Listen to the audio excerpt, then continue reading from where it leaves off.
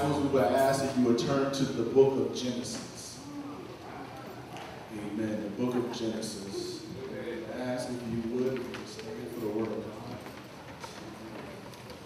The book of Genesis, the 22nd chapter.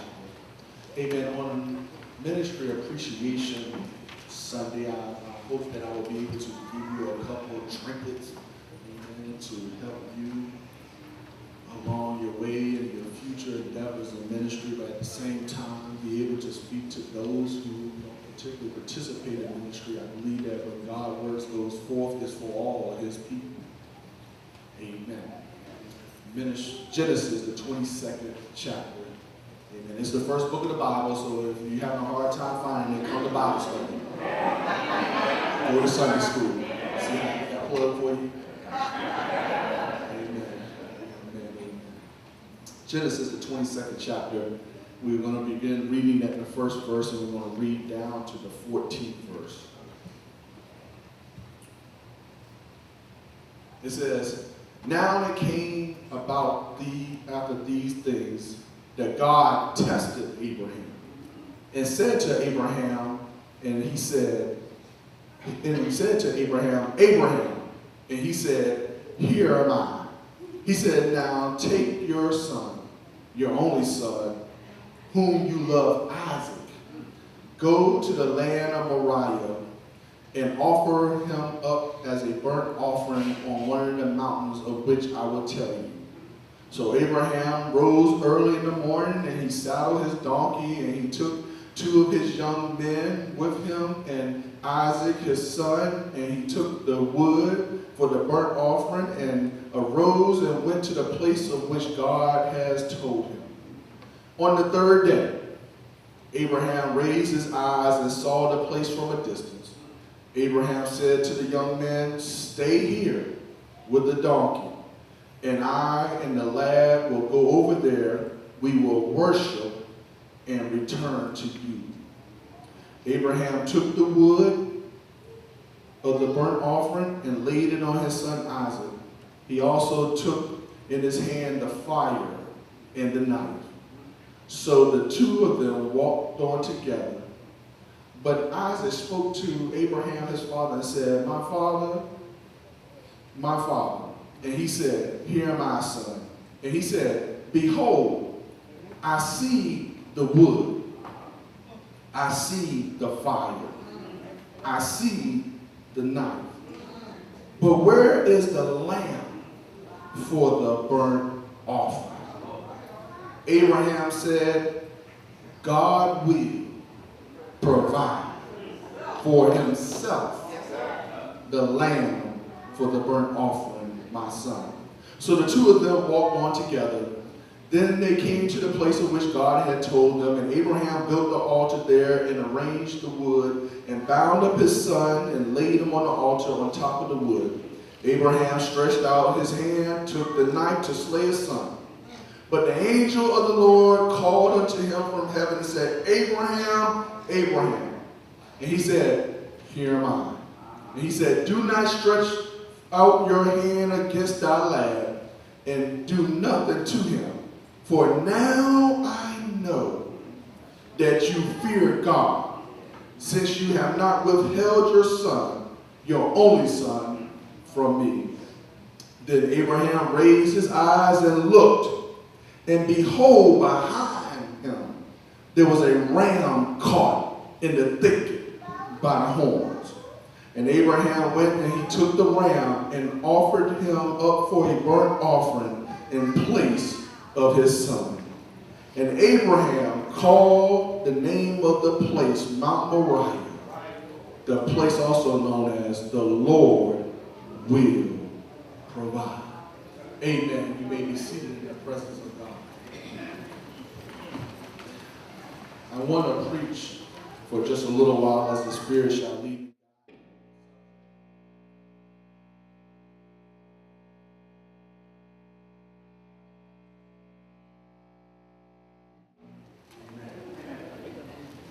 I would like to preach for a little while as the Spirit shall lead and guide from the subject, God will provide. God will provide. Whatever you're up against, whatever you're going through, I want to let you know this morning, it's just a test.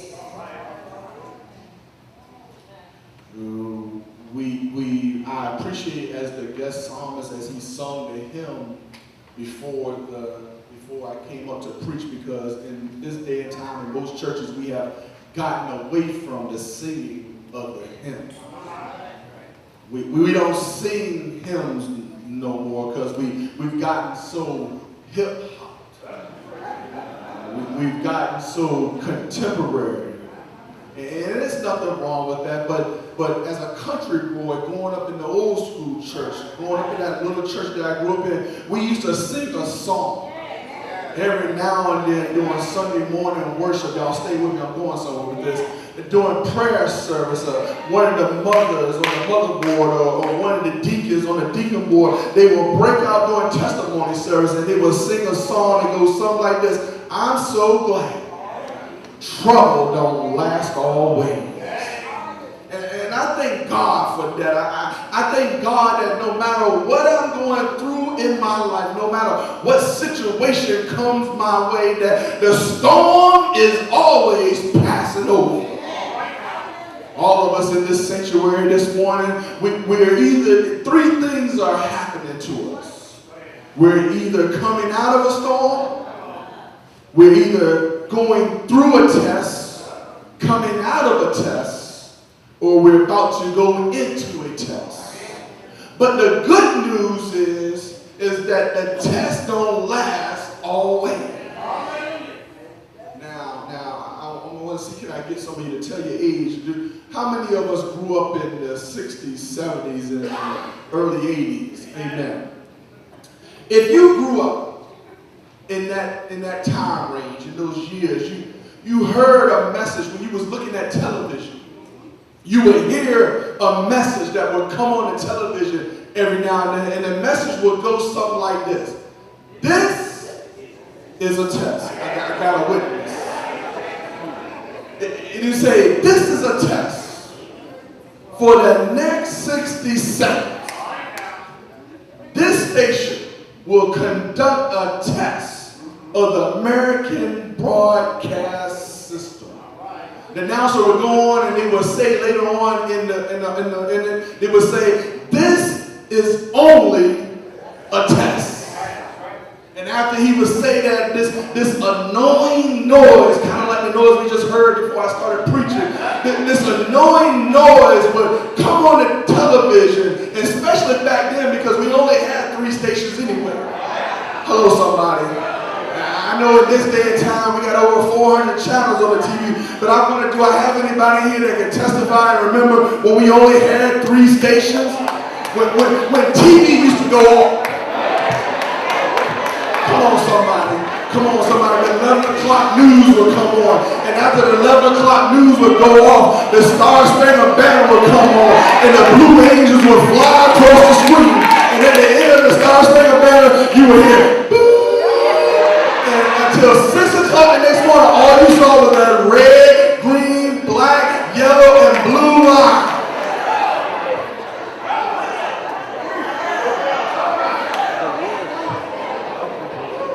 Young folks today, they don't know nothing about television anymore. In some of our houses, the TV don't even go off. They stay on all night long. At the end of the announcer would make a very important announcement. The announcer would say, if this had been an actual emergency, you would be instructed.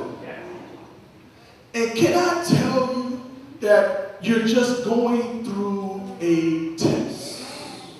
That if this was an actual emergency, the situation that you were actually going through, God himself would show up and take you and move you out of the situation that you're in. When we look at this text, we learn two things when we read this text. The first thing that we learn is that God is testing Abraham's faith. God is testing Abraham's faith. The second thing that we learn is that Abraham is testing God's faithfulness. God is testing Abraham's faith, and Abraham is testing God's faithfulness. If you study your Bible and you go back to the 17th chapter of Genesis, we learn that there is a man by the name of Abram, whose name means elevated or exalted father. In chapter 17, his name is Abram, A-B-R-A-M, Abram, which means elevated or exalted father. But when we come to the text, I promise I'm going somewhere with it. When we come to the text, the 22nd chapter, we learn now his name is Abraham, which means the father over or of many nations. Chapter 17, his name is Abram, which means elevated or exalted father. Chapter 22, his name is Abraham, which means the father over or of many nations. Here's my ministry appreciation point for today. You got to be elevated first before you can lead and be over something. I ain't get a whole lot of amens right there. You have to be, God has to elevate you first before you decide or someone can put you in a position to be over something. And the problem with most churches and ministries in the church today is that we try to elevate ourselves or we try to be over something before God has elevated us. We want to do it the way we want to do it, and we want it done how we want to do it, and we're trying to lead people, and we're trying to be over auxiliaries and ministries with no vision.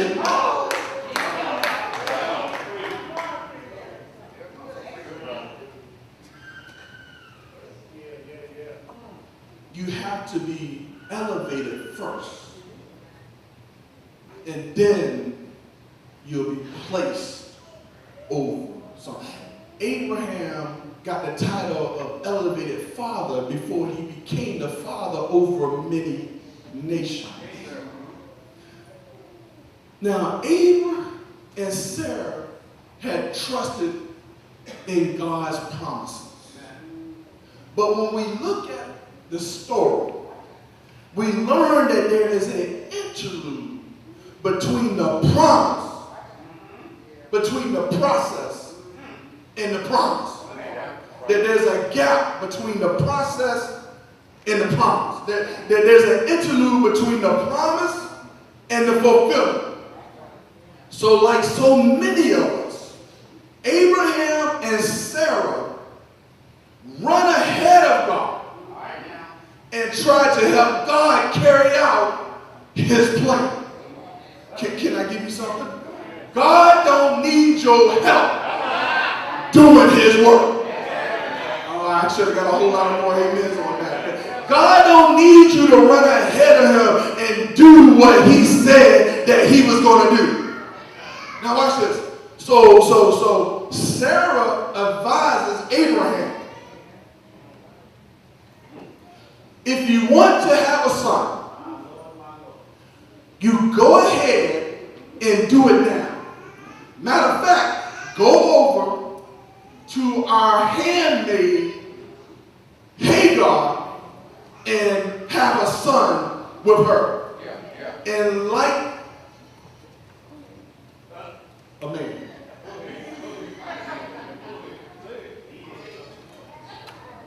He walked over there and went over there with his foolish self and went on and did what she said. Abraham, he lays with Hagar. He plants a seed in Hagar. And from that, our Ishmael is born. Let me put a pin right there. Stop planting your seeds in wombs that God never intended you to be birthed.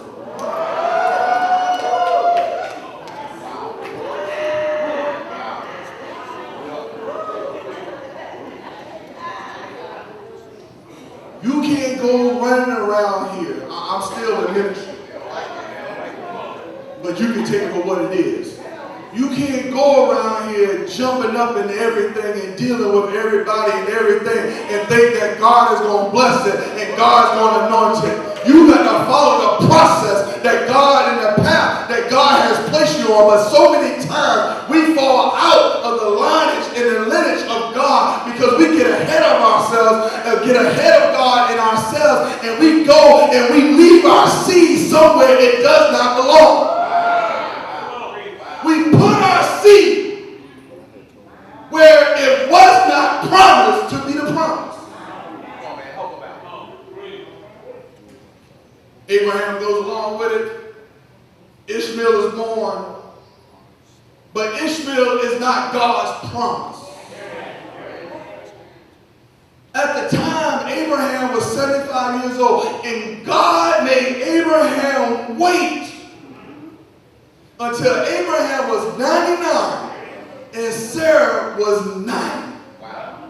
The sexual fire had been extinguished in Abraham a long time ago, and Sarah's biological clock had fell off the wall.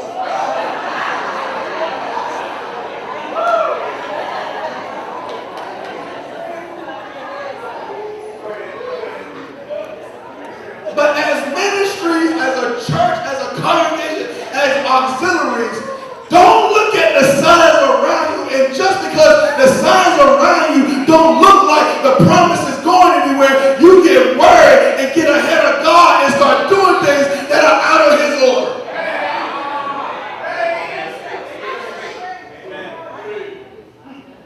So what? The auxiliary or the ministry is not growing. Abraham and Sarah didn't think that he was going to be able, at their old age, to have a child. They thought that time had passed them by. But God made them a promise and told them that they were going to have a son. And let me tell you something. When God speaks to you and He gives you a promise, that's money that you can put in the bank.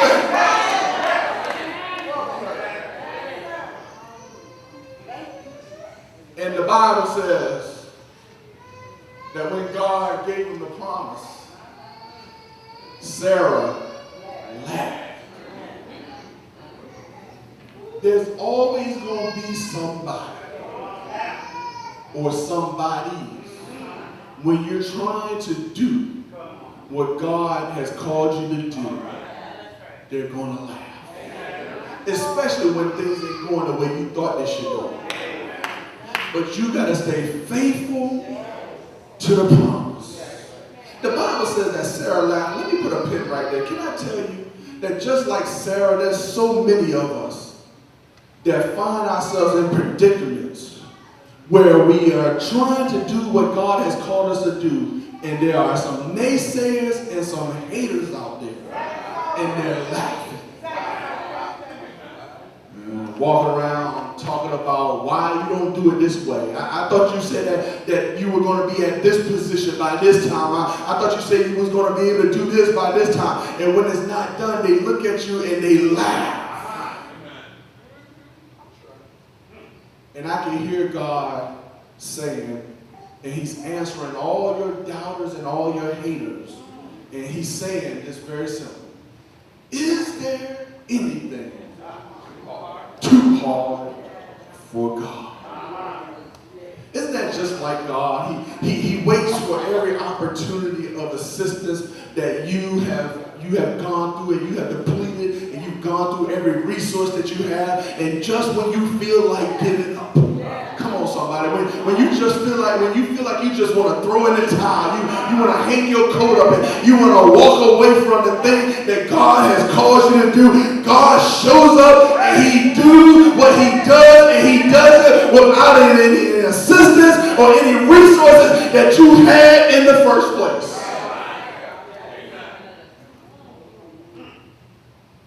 So now, Abraham and Sarah has this bouncing baby boy, Isaac. The boy that he loves. He cherishes Isaac. Notice that Abraham had two sons, Ishmael and Isaac. But the Bible refers to Isaac as his only son. I told y'all last week I had these question and answer sessions with God. And so I had to ask God, I said, if he had two sons, why don't you refer to both sons? Why do you refer to Isaac as his only son? And God said, because I don't take credit for what's birthed in mess. I don't take credit for what is birthed outside of what I ordained.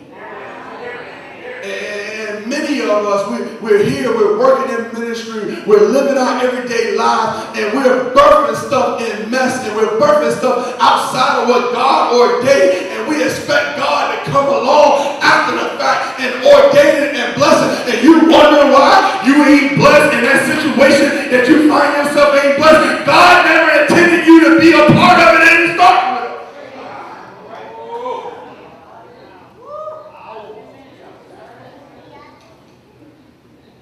He has this beautiful bouncing baby boy. He loves Isaac. He cherishes Isaac. Now let me say this before y'all go back running and saying that this young whippersnapper preacher down here ain't preaching. Abraham had Isaac and Ishmael, but Isaac was the promised child. Ishmael was born outside of God's order. Isaac was born as part of God's plan. God does not bless mess. If God says he's going to do it, he's going to do it. If God says he's going to be involved with it, he don't need your help. Stay where you are. Do what God has told you to do and trust the process. So one day, God calls Abraham, and he tells Abraham to take your only son up to Mount Moriah and kill him. He tells him to sacrifice him on the altar. Now, because of Abraham's faith in God, watch this, Isaac was already dead before they left home. Before they had left the house, Abraham's faith in God was so great that Isaac was already dead in Abraham's mind and heart before they had left home. Because the only way to do the impossible is to believe God before you leave home. I don't understand how it's going to work out. Abraham said, I don't know how this is going to happen. I don't know what's going to happen. But all I know is that between the time that I leave home and the time that I get up to that altar on top of that mountain, God is going to show up and he's going to do what he said he would do. God, Abraham says that I've trusted you in the past. And if I trusted you in the past, I trust that you're going to show up now. So whatever it is that you do, God, I put my life, I put my son's life in your hands. I put my future in your hands. And when you put your future in God's hands, it makes all of the difference. Well, when you uncover the text this morning, this afternoon, we learn some valuable life lessons. We learn some very important points that we must take with us along this journey in order for God to provide. Can I give them to you? The first point is we learn that God will go after anything that you trust more than him. God will go after anything that you trust or love more than him. And watch this.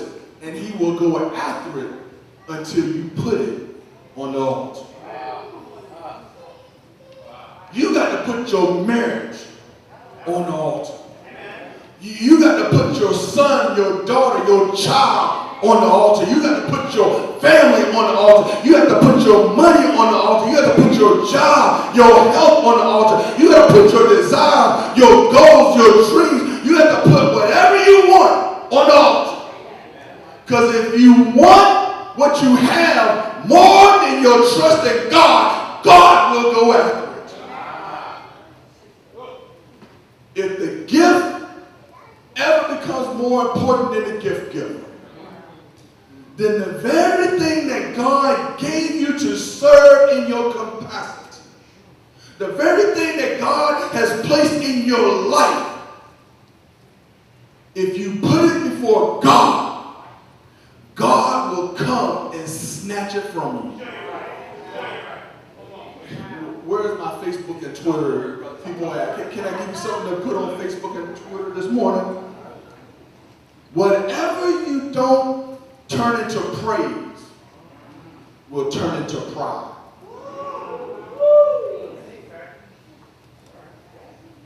If God gave it to you, praise God for it. Or else you will get proud of it. And when you get proud of it, you find yourself operating in your own ego. And all of us know that ego, E-G-O, only means edging God out. And the very thing that God has blessed you with, and he has blessed you to serve his church, his ministry, his world, his kingdom with, if you start using it with your own agenda in mind, God will snatch it from you. Because when you get possessed by your possessions, your praise becomes pride. And God, watch this. And when your praise becomes pride, God will fire you. Then like that. When your praise becomes pride, when you put the gift before the giver, God will fire you. And let me tell you something. It ain't nothing more embarrassing than to show up for work and you've been fired. Wow. It is nothing more embarrassing than show up at a job that you've been let go from. Everybody looking at you talking about, what he doing here? What's she doing here? Did she not get the memo? When you find yourself putting your pride above your praise, God will fire you. And he will not only fire you, but he will also take his spirit from you. You don't believe me? The Bible says that when Samson got out of order, Lord have mercy, they said that Samson was walking around out of the Spirit of God and he did not even realize it. And it's a terrible thing when you're walking around as if you're walking in your anointing and walking in your calling and you're really walking in yourself. So if you put anything before God, number one, if you put anything before God, God will come after it. The second thing, in order for God to provide, you have to have fearless faith. You have to have fearless faith. The text shows us that Abraham was a great saint. He was the father of the faithful. Now, Abraham had no idea how God was going to turn this situation around.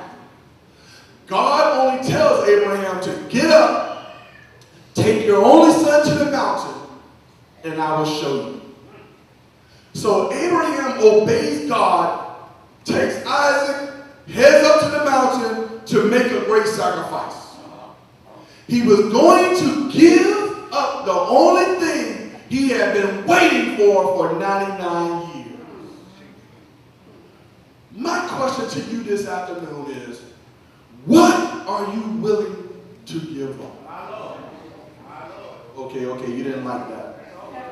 You didn't like for me coming for you like that. Here, I got another one for you. God can never give back to you what you're not willing to give up. When you walk with God and you trust Him for His plans, whatever or whomever walks out of your life, God will replace it with more than you thought you had lost. Hello, somebody. Can I talk to somebody? And there's somebody sitting here today and you've been looking at a situation or you've been looking at somebody and you've been wondering, come on, preach to yourself, Pastor Wilson. You've been wondering how this situation was going to turn out. You was going to wonder that if you didn't get this situation right or this person left and didn't do nothing to deal with you anymore, how is this situation going to work out? And I came by to tell you this morning from living proof that if God, if the world, or if somebody walks away from you or walks out of your life or people don't deal with you anymore, God will give you back. God will replace it with more than you thought you had lost. You don't believe me? Come here and testify, Brother Job. The Bible says that Job had lost everything that he had. He had lost his family. He had lost his friends. He had lost his home. He had lost his possession. But that's not where the story is. Because that Job had faith in God and God was faithful to Job, the Bible says that God gave Job back double what he lost. Sometimes when we find ourselves in ministry, when we find ourselves working in ministry, when we find ourselves dealing with everyday life, we got to realize that sometimes, as Rosie Perez said in White Man Couldn't Jump, sometimes when you lose, you actually win. And sometimes when you win, you actually lose. Sometimes you got to lose in order to gain. Because that what you lost wasn't helping you gain anything to start with.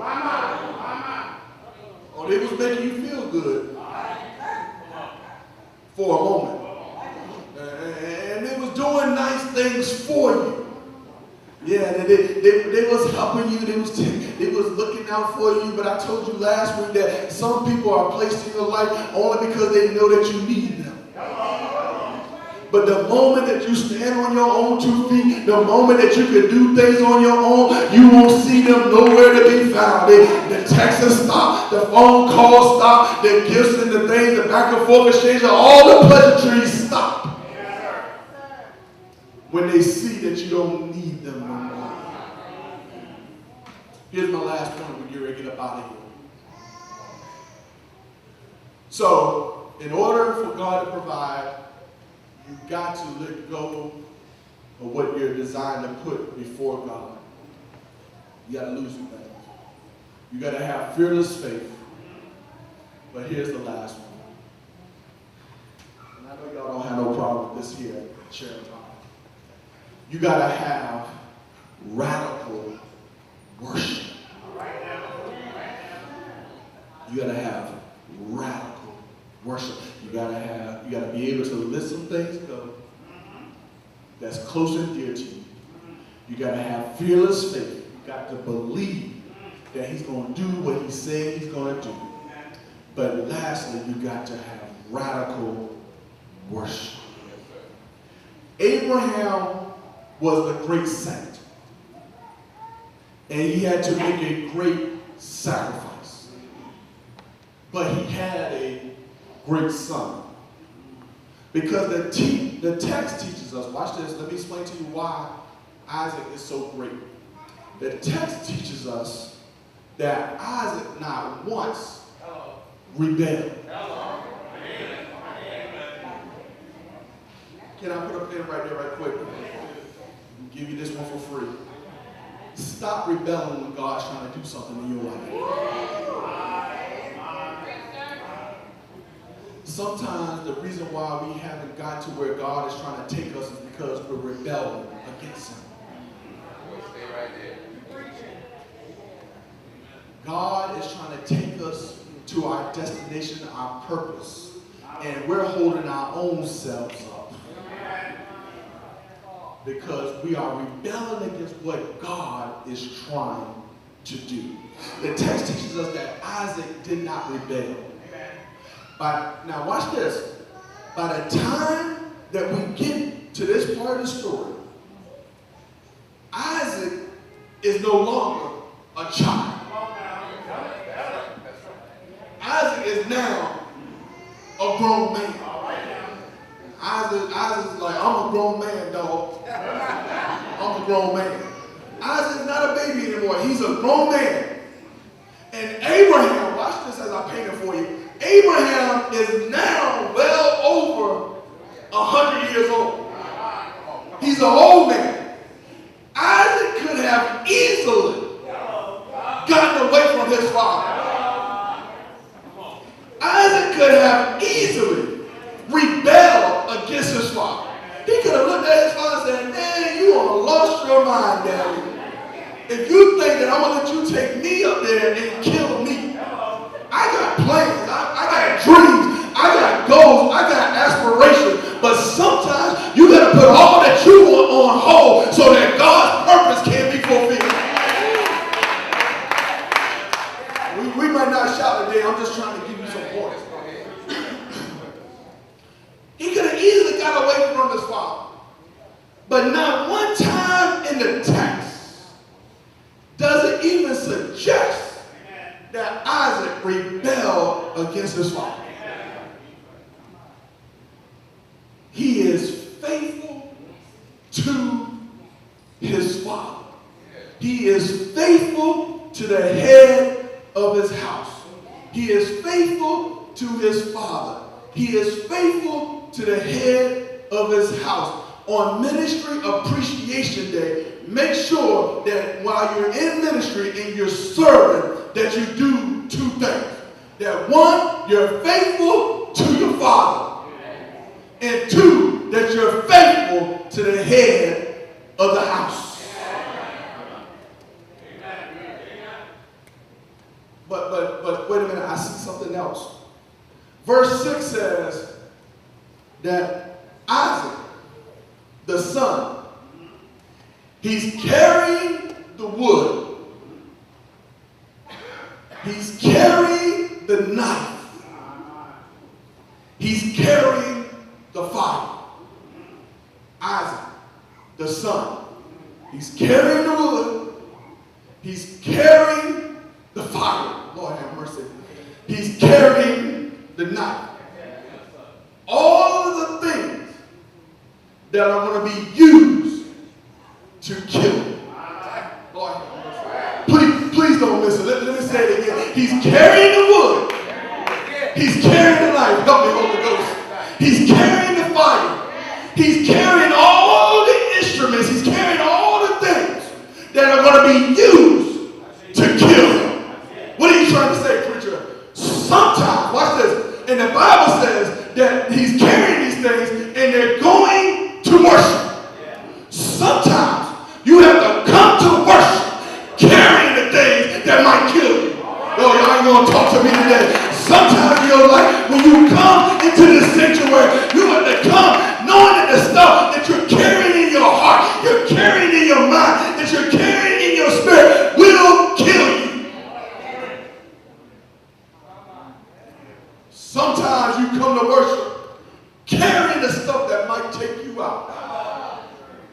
And I'm just wondering if there's anybody here this afternoon, you know that there's been times in your life that you have shown up here on Seabrook Road and you have walked through those double doors and you've been carrying stuff stuff that was ready to take you out. Is there anybody here this afternoon that can testify and say, preacher, I have come to worship carrying cancer, carrying diabetes, carrying high blood pressure, carrying that baby daddy that won't pay child support, carrying that kidney, carrying that lung, carrying that child that won't act right, carrying that husband or that wife that won't act right. Every now and then, you got to come to worship and you got to give God some praise, because with all the stuff that you have been carrying, with all the stuff that you have been dragging all week long, you are still able to come in.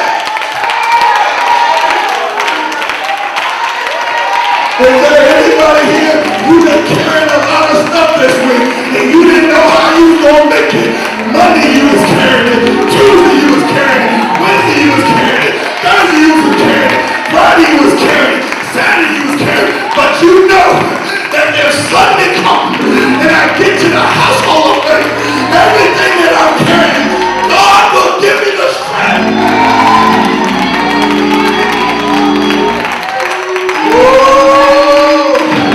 If my big mama was here, she would testify like this. She said, I showed up this morning carrying a heavy load, but I had a little talk with Jesus. Told him all about my troubles.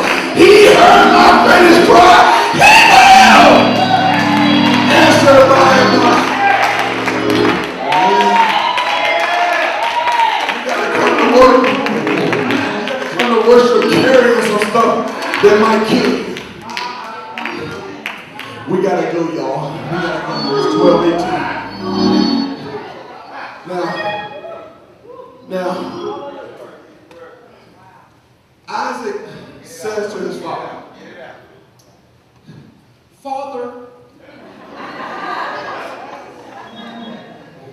King James Version, thou art see the wood. I see the fire. I see the knife. But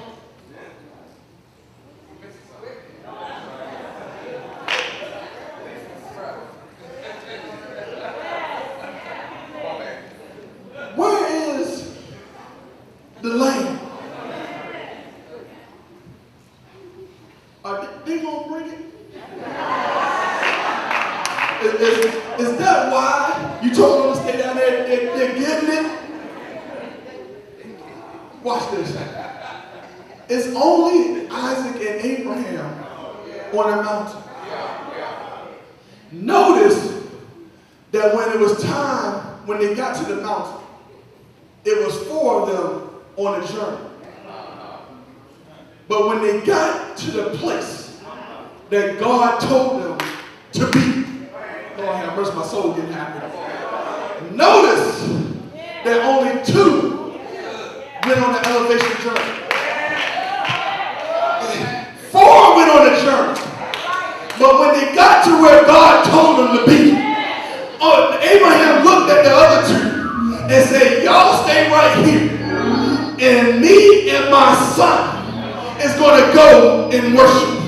Can I tell you something? There comes a time in your life that when God has called you to do something, when God has called you to a particular purpose and a particular destiny in your life, when you find yourself get to that point, you got to leave some jokers behind. You can't take Shadana and Ray Ray everywhere that you go. Every now and then when God is trying to take you somewhere, you got to leave some people behind. Oh, they don't say it in the text, but I believe this, that the reason why Abraham told him to stay, because he knew that if he had took the 2 servants with them up there on the mountain, that they would try to talk him out of sacrificing Isaac. And let me tell you something, when God has placed a calling in your life, when God is trying to do something in your life, you don't need no side buster jokers trying to talk you out of what God is trying to do.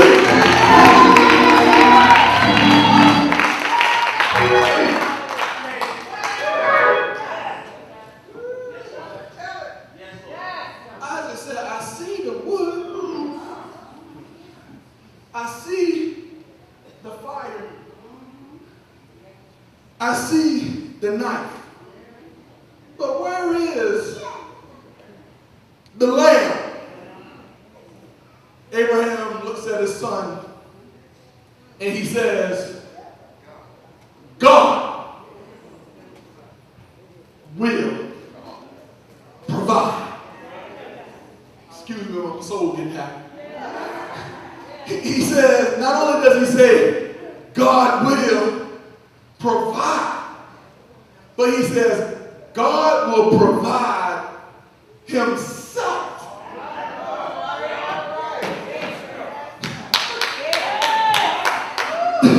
Lord, I feel like preaching now.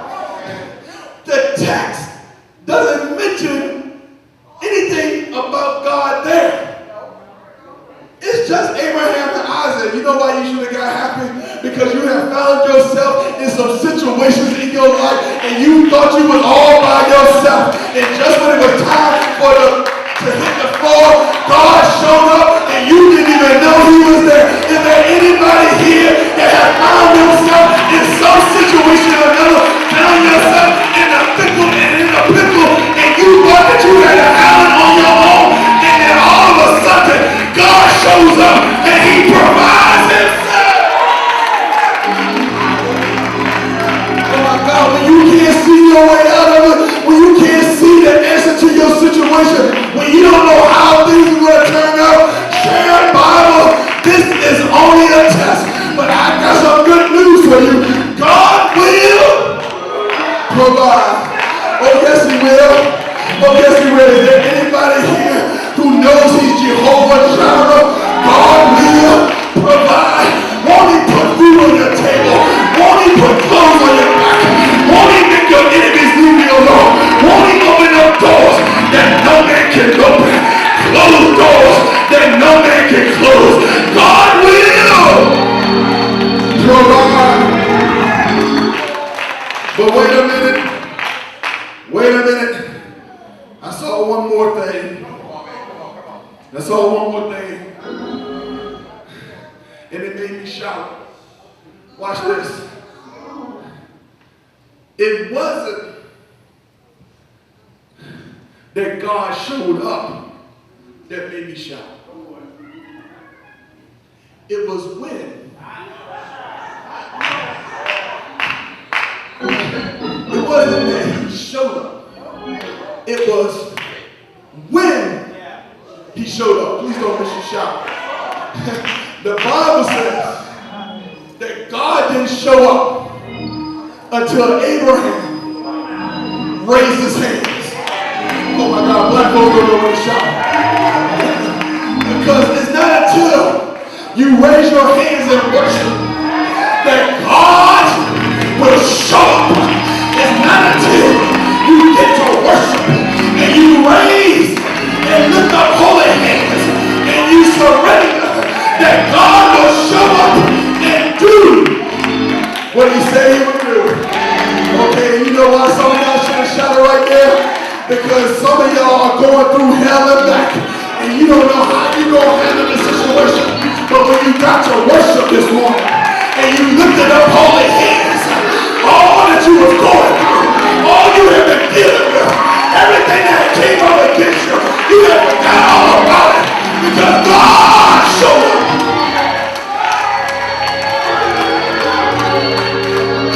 Okay, that was too holy for you. That was too holy for you. I recently went to Texas. My job that I work at, I'm a vocational rehabilitation specialist at Gallaudet University.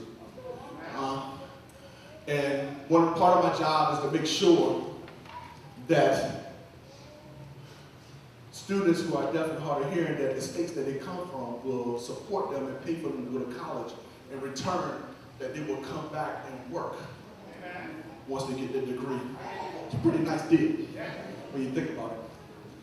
So I had to fly out to Texas to meet with the VR, vocational rehabilitation counselors, to make sure that the students that they were going to be sending, that they were taken care of. I was running late for my flight. to Texas. I'm running through the BWI airport, trying to get checked in and everything and stuff like that. And I get to the other side where they're doing some construction and stuff. And they have now put some doors with sliding doors that open and close so that you can go on to the other side.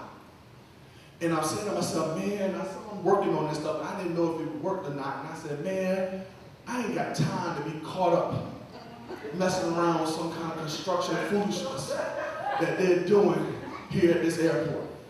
So I'm running and I'm thinking to myself, am I going to make it to the other side?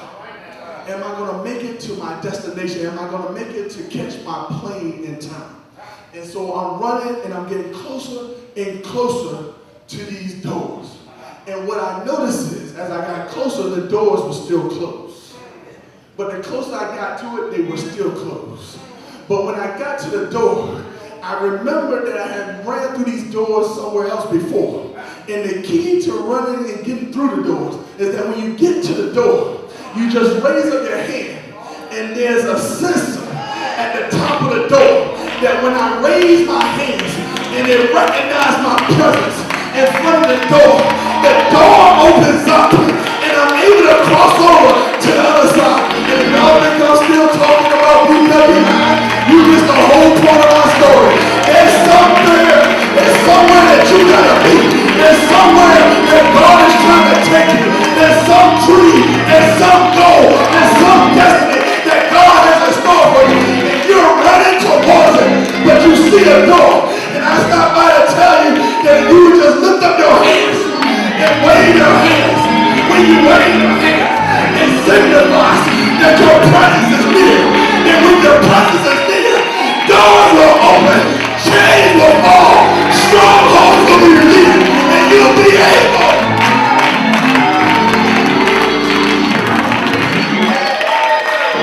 You'll be able to get on to the other side.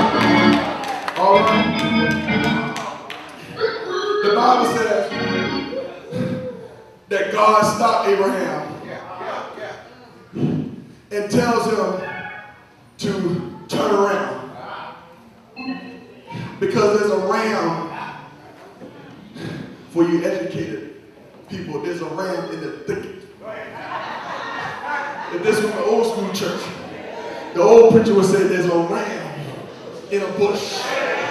But because we're educated, it's a thicket. He tells them that there's a ram stuck in the thicket.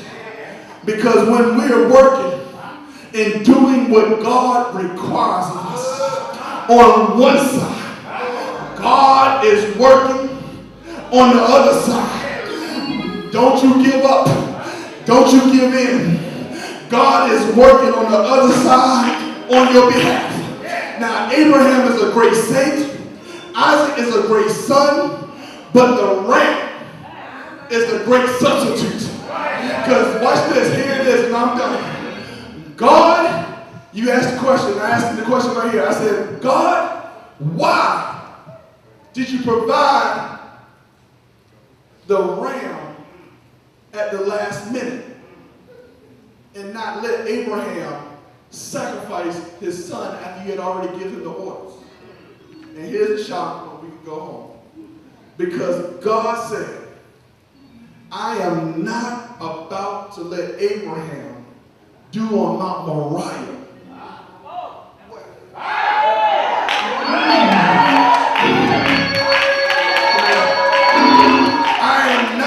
to let Abraham do on Mount Moriah what I got to do on Mount Calvary. Come on, somebody, help me close it. God ain't about to let Abraham give up his only son because on one Friday evening on a small shaped hill, God gave up his only son. God is not about to let Abraham do more for him than what God is going to do for Abraham. Is there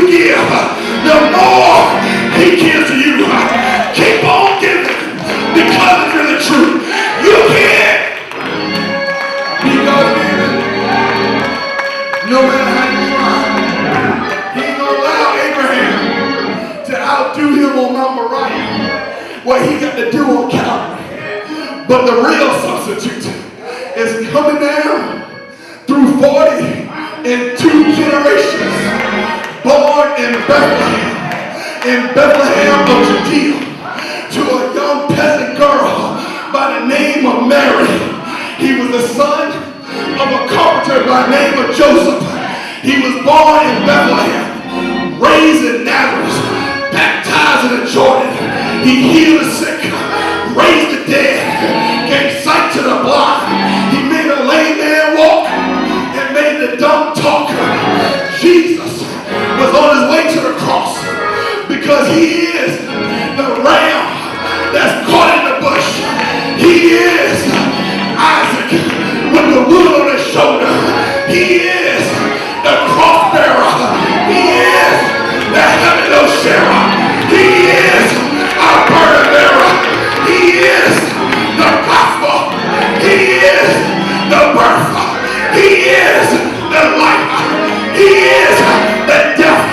He is the resurrection. And you know why? That God will provide. Because God knows just what we need. He knows just what we stand in need of. Because if we needed money, God would have given us economists. If we needed knowledge, he would give us a teacher or professor. But since we needed salvation, he sent us a Savior. He sent us a sacrifice. And that Savior is Jesus, Mary's baby, the lily of the valley, the bright and morning star. He died. Didn't he die? But bright early Sunday morning, he got up with all power.